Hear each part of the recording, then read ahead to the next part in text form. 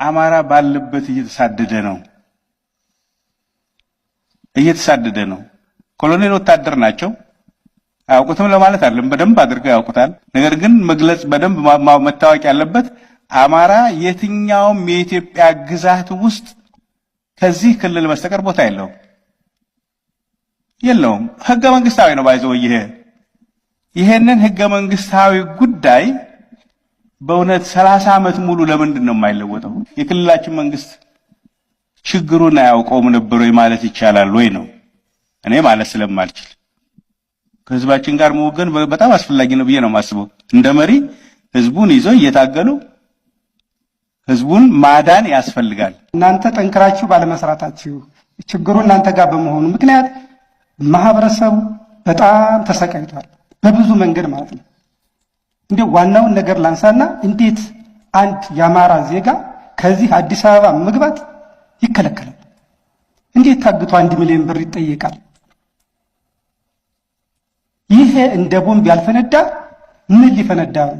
ስንት ሰው ሲፈናቀል ነው መስማትና መነጋገር የምትችሉ? ስንት ሰው ሲሞት ነው ሰው ጥያቄው ማንሳት ያለበት? ህዝቡን ነፃ ለማድረግ ከተጽዕኖ ከተጭቆና ነፃ ለማድረግ መጀመሪያ አመራሩ ነፃ ነው። የህዝብ ቆይቶ ዛሬ ቀን ወጣልኝ የተሻለ ልማት ውስጥ ገባለው በአገሬ ሰርቼ ተከብሬ እኖራለሁ ሲል አሁንም የቀጠለው ችግር መከራ ነው። ስለዚህ በገዛ ሀገራችን እየተሳደድን የምንኖርበት አግባብ ምንድነው ብላችሁ ታስባላችሁ? ኢትዮጵያዊ ነኝ የሚል አማራ በየትኛውም በአገሪቱ ክልል በአገሪቱ እንትኖች ሁሉ ሄዶ ሰርቶ አምርቶ በልቶ መኖር የሚችል በህግና በስርዓት ስር ሆኖ መኖር የሚችል ሲሆን ነው። ይሄንን አልሆነም ነው እኮ ጥያቄው። ይሄንን አልሆነም። ይሄ ካልሆነ ምን ይደረግ ነው? ምን ይደረግ? ውይይት ይፈታዋል። እኔ በጣም ትልቁ ሚስጥር ነው ዶክተር ድረስ ያቀረበው ውይይት ነው የሚፈታው። ይሄንን አሁንም ጦርነት አይፈታው። እናንተ የህዝቡ ልጆች ለህዝቡ ሁኑት፣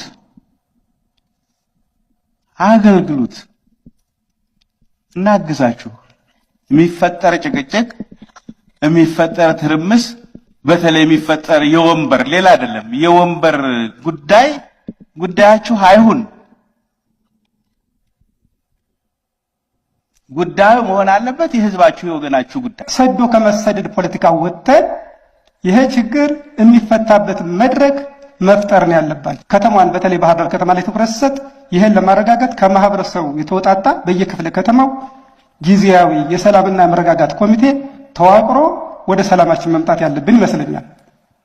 ከአለው መዋቅር ጋር የሚሰራ